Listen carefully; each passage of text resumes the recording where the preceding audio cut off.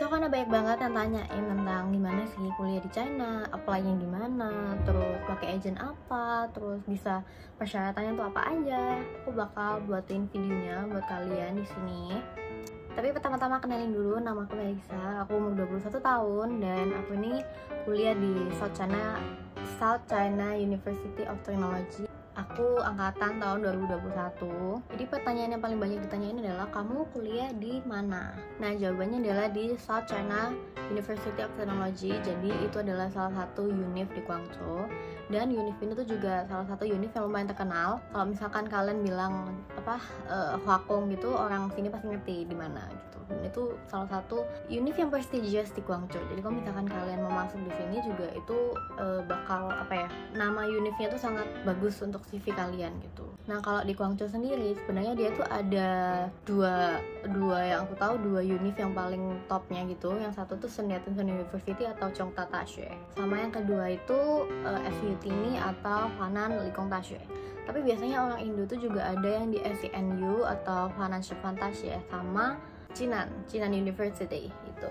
Nah, jadi kalau biasanya orang Indo di sini itu masuknya di 4 itu tadi, Chongta, SUT, SCNU sama Cina. Nah, kalian bisa pilih aja kalian tuh minatnya di mana, kalian mau ambil jurusan apa, kalian mau pilih sekolahnya di mana gitu. Karena sebenarnya per univ itu juga universitasnya beda-beda. Nah, kalau kalian udah tentuin mau di mana, mau di kota apa, itu juga semua persyaratan di tiap-tiap sekolah juga beda. Kalian tuh harus bukain satu-satu persyaratannya tuh gimana gitu. Jadi kalau misalkan kalian tanya kayak Kak, syaratnya gimana gitu. Jadi kalau misalkan aku jawab kayak gitu, itu tuh jawaban aku tuh lebih ke satu univ aja, bukan ke semua univ, karena tiap univ juga beda-beda tapi kurang lebih mirip-mirip lah gitu. Terus pertanyaan yang paling sering banyak ditanyain juga adalah, Kak, lihat persyaratannya di mana ya? Itu sebenarnya gampang banget, kalian tinggal cari aja di Google, ketik nama univ yang kalian pengen tuju. Kalian bisa cari di websitenya mereka, ada kayak admission mungkin, jadi kayak syaratnya untuk masuk S1 gimana, dan nanti kalian tuh bahkan ada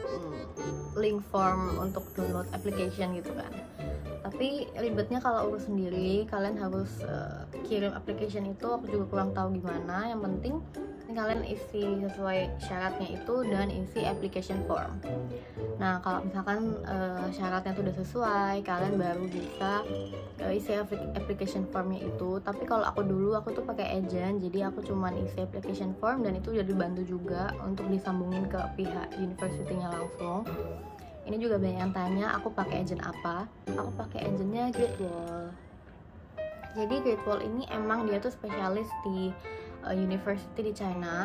Kalau misalkan memang kalian udah mau fix ke China, mending aku saranin kalian pakai agentnya Great Wall aja, karena memang dia itu bisa bantu kalian untuk daftar di beberapa di semua university sih. Terus banyak juga yang tanya kayak, Kak, kalau misalkan nggak bisa Mandarin, bisa nggak sih gitu.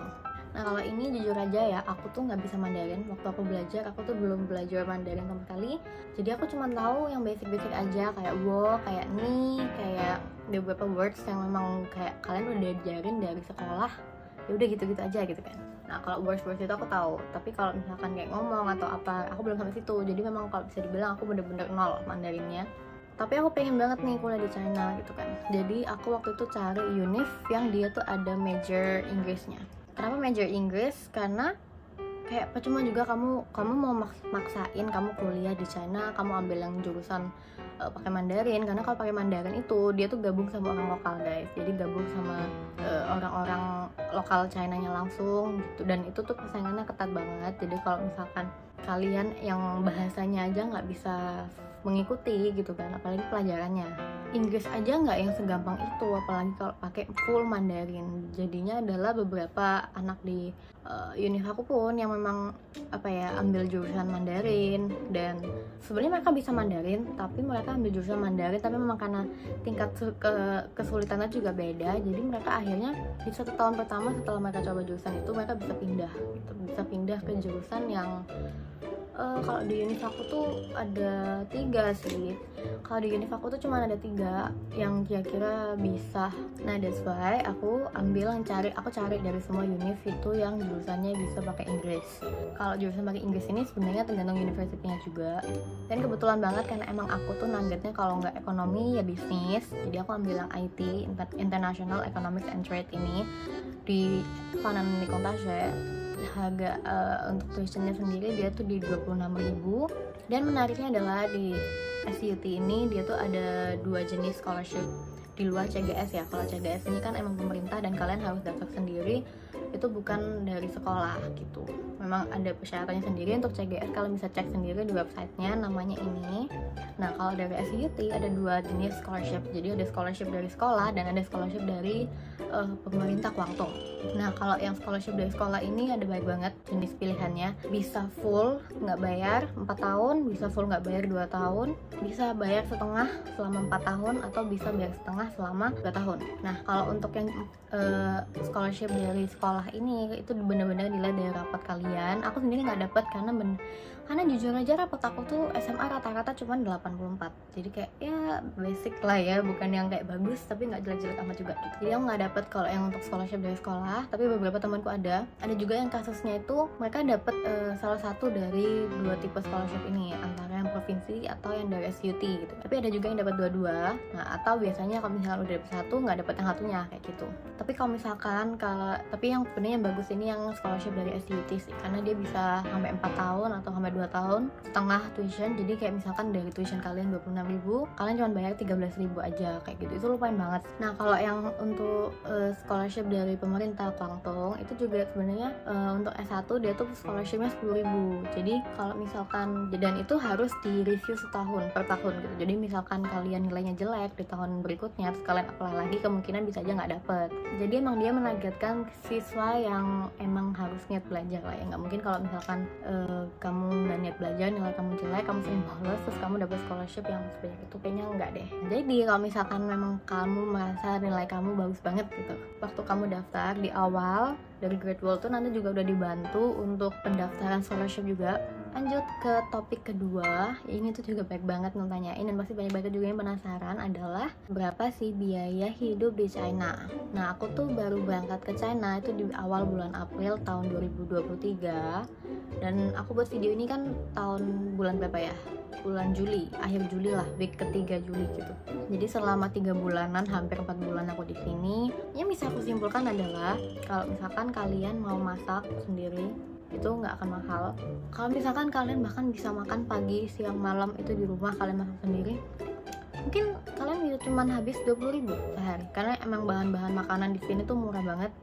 Nanti kalau misalkan kalian pengen tahu gimana cara dapetin bahan makanan yang murah, komen aja di bawah, karena kalau misalkan di supermarket itu nggak semurah itu. Terus kalau misalkan kalian kan cewek nih, kalian tuh nggak perlu main pedi atau kalian nggak perlu nyalon, itu pasti juga costnya bakal lebih murah. Terus kesimpulan aku juga adalah, misalkan di sini tuh kayak mereka tulisnya 20 RMB, 20-30 RMB makanan minuman kalian ditulis gitu kan. Kalian nggak bisa hitung itu langsung ke rupiah. Ya kopinya mahal ya 40.000 gitu, karena value-nya beda. Jadi anggapannya memang kalau dirupiahkan dia harganya 40.000, tapi value di sini itu cuma 20.000. Jadi bukan mahal, bukan apa, tapi memang value-nya aja beda gitu.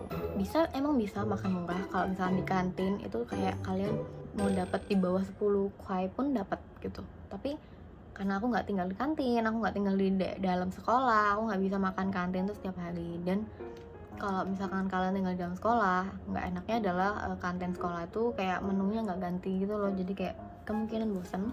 Dan kalian kalau udah sampai sini kan juga pasti mau coba-coba makanan dong. Nah masa kalian udah jauh-jauh ke Guangzhou terus kalian nggak coba makanan gitu kan. Jadi memang mau nggak mau ada biaya yang emang lebih mahal dikit untuk dicoba-coba makanan itu, karena demi experience-nya juga. Kemudian untuk apartemen itu juga banyak banget yang tanyain. Kalau di univ aku sendiri dormnya tuh penuh, jadi itu adalah alasan kenapa aku nggak di dorm dan aku tinggal di apartemen. Kalau apartemen aku sendiri itu 3 bedroom. 3 bedroom ini aku rent harganya 5.000 RMB per bulan, dan itu landlord Fangtongnya tuh udah baik banget. Jadi untuk apartemen itu carinya gimana? Sebenarnya tergantung kalian mau fix di mana. Kalau kalian nggak bisa cari di website, di Google nggak bisa, karena mereka nggak pakai Google, jadi bisa jadi kemungkinan scam. Jadi salah satu caranya adalah kalian hubungin temen atau siapapun yang kalian kenal yang udah ada di, misalkan kalian mau masuk SUT gitu kan. ya kalian kalau mau cari apart ya kalian kontak orang yang kalian kenal di SVT siapa gitu.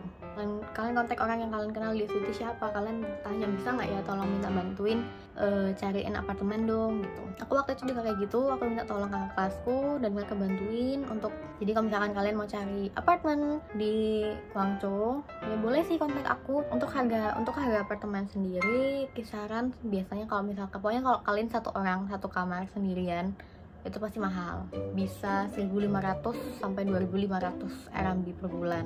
Kalau kalian berdua, 2 bedroom itu biasanya 3.800, 3.500 segitu. Atau 2 bedroom itu biasanya bisa dibagi 3 orang guys. Jadi misalkan, karena kalau 2 bedroom itu kan ada satu kamar yang besar, ada satu kamar yang lebih kecil. Nah, satu kamar yang lebih besar itu biasanya diisi 2 orang. Jadi 3.500, 3.800 itu dibagi 3 gitu.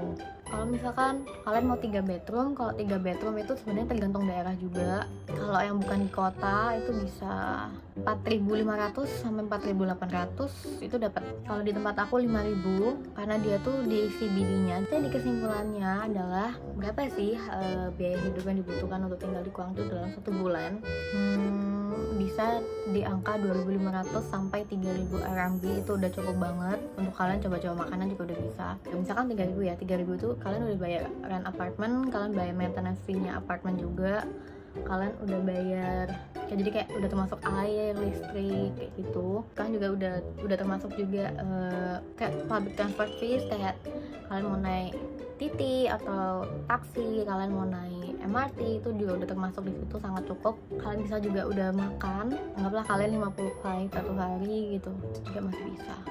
Jadi tapi itu semua balik lagi ke apa ya, kayak kalian gaya hidup kalian gimana gitu. Karena di sini tuh, karena kadang dari 3.000 itu bukannya karena kita boros atau apa, tapi kan kalian ada misalkan hitungan ulang tahun temen, kasih kado temen, terus habis itu mungkin kalian butuh beli barang ini, butuh beli barang itu, ada yang rusak, ada yang hilang, ada yang kurang ini kurang itu, habisnya di situ guys. Jadi bukan, tapi kalau aku banyaknya habis dimakan sih. So kesimpulan terakhir, aku bakal simpulin semua. Kalau mau daftar itu gimana, persyaratannya gimana, kalian bisa cari di website university terkait.